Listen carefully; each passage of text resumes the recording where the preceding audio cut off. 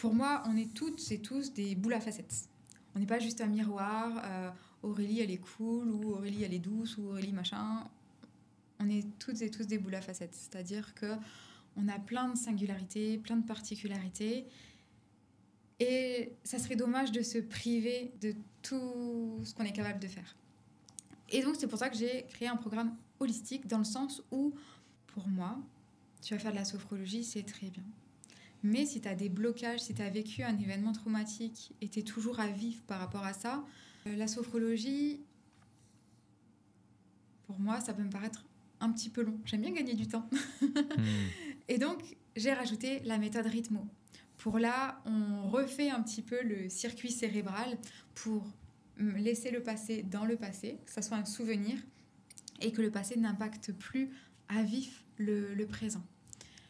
J'ai rajouté l'hypnose pour tout ce travail de l'inconscient. Parce que oui, en sophrologie, on est dans un état de conscience amplifié. Il y a des métaphores aussi qui sont super chouettes. Enfin, moi, la sophrologie, je trouve que c'est génial. Et avec l'hypnose, on peut rajouter quelques messages aussi, des métaphores à l'inconscient, parce qu'on va un peu plus bas dans le niveau de conscience. Et le Human Design, ça c'est top pour le mental. On est dans une société du mental, ça permet d'avoir de la connaissance sur soi pour apprendre. Et bientôt, je vais me former en breathwork aussi. Parce que oui, la sophrologie, c'est une respiration contrôlée, une respiration active. Et j'ai aussi envie d'aller un peu plus loin dans la respiration, d'avoir d'autres techniques. Parce que ce que j'adore dans la sophrologie, c'est qu'il y a le travail du corps aussi. Parce que l'hypnose, c'est trop cool pour l'inconscient, mais c'est quand même assez passif. Et moi, j'aime bien quand les gens ils sont actifs dans le process. Même s'ils sont actifs, mais ils sont actifs pas dans le corps. Et pour moi, le corps en mouvement, c'est quand même une clé indispensable finalement pour les changements. Le rythmo, c'est chouette aussi, mais il y a moins ce corps. En fait, chaque technique, j'utilise les avantages de chaque technique pour qu'au final, il y ait tout se mette en mouvement. Le corps, le mental, les émotions. Je suis un peu la barmaid, c'est ça. Je fais des cocktails pour faire la recette, finalement, pour faire la recette qui sera la meilleure pour la personne en fonction de ses propres ressources. Et pas lui servir le même menu que tout le monde. Très clair. Et c'est pour ça que, du coup, j'ai fait beaucoup d'individuels. J'ai accompagné plus de 150 personnes. Je trouve que c'est top. Mais je suis aussi coach sportive où je booste un peu plus de 80 personnes par semaine. Mais j'aime bien le groupe aussi. Et finalement, quand je me suis lancée, pour moi, sophrologue, enfin déjà je m'enfermais dans sophrologue, j'avais l'impression qu'il n'y avait qu'une façon de faire, c'était que l'individuel. Et j'ai mis quelques mois à le faire. Et maintenant, en fait, j'ai réussi, je pense que j'ai trouvé une formule, il y a un cocktail aussi qui me va bien, où je mêle le groupe, l'individuel, pour que en quelques mois, et l'autonomie aussi. Donc en fait, en quelques mois, la personne, elle est dans le groupe. Toutes les semaines, on se voit pour échanger, pour de la pratique, on avance ensemble. Il y a un groupe Telegram aussi où elles peuvent échanger entre elles. Je suis là aussi. S'il y a besoin de petits audios, d'activation, je suis là. Donc le groupe, la force du groupe, elle est là. Avec des rendez-vous individuels aussi, plus une analyse Human Design personnalisée, évidemment. Donc 4 séances individuelles où là, je suis sûre de répondre spécifiquement à la personne, à ses besoins, qu'on suit bien par rapport à ses objectifs à elle. Et s'il y a des choses qu'elle veut travailler ou qu'elle a à me confier, qu'elle n'ose pas forcément parler dans le groupe, il y a cet espace qui est dédié. Et aussi un programme en autonomie. Si à 23h, elle veut faire sa séance de sophro ou sa visualisation ou je ne sais quoi, ou je ne sais quoi qui est dans le programme, elle peut le faire. Elle n'est pas dépendante de ma présence. J'ai voulu faire quelque chose de global, tant dans les techniques, les méthodes que j'apporte, que aussi dans ma manière de les délivrer aux personnes. Parfait. Impressionnant. J'ai la gorge définie. Ah ouais, la gorge. Ouais, la gorge définie et qui est liée à mon centre G de la direction. Ok. Et par un canal qui apparemment permet... Non mais c'est incroyable, franchement, c'est dingue.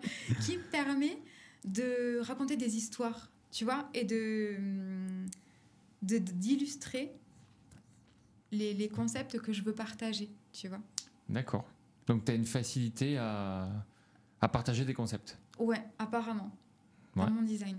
Et en fait, ce qui a été dur pour moi, c'est que j'ai toujours eu l'impression qu'il fallait que je fasse plus, plus, plus. J'avais une idée, il fallait absolument que je fasse une autre formation. Comme si ce que je connaissais, ce que j'avais appris, ce que j'étais ne suffisait pas. Et là, avec le Human Design, finalement, j'ai appris que je suis assez.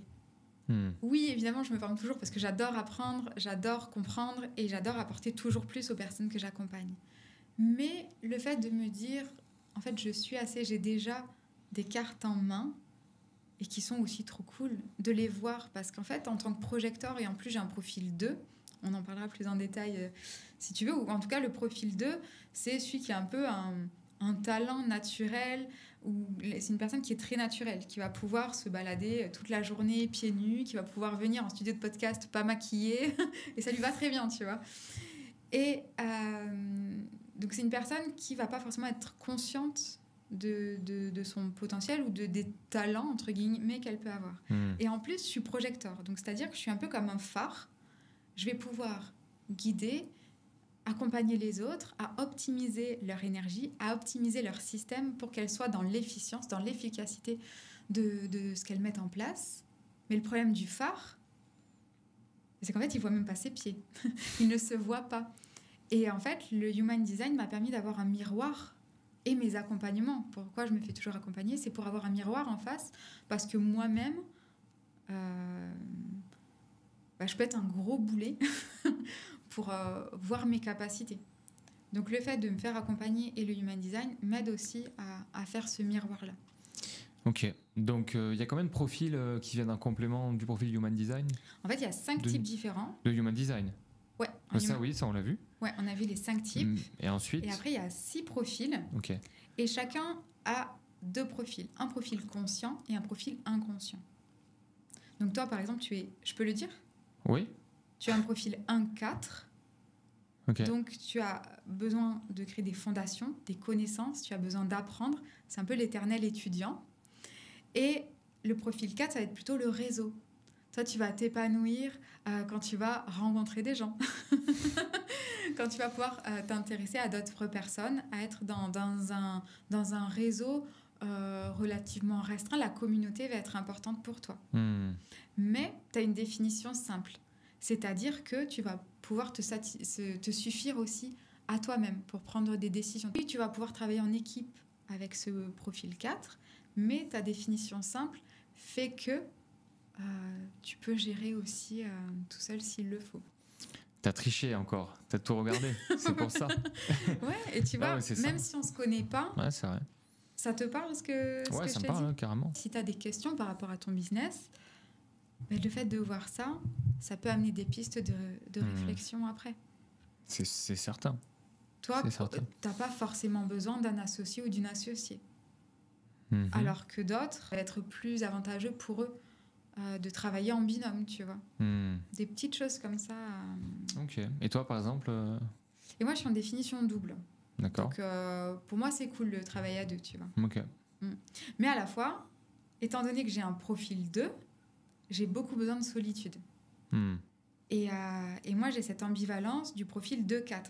C'est-à-dire que je vais avoir ce 2, comme je te disais tout à l'heure, le 4, le réseau, mais j'ai besoin de solitude, mais j'ai besoin aussi du réseau.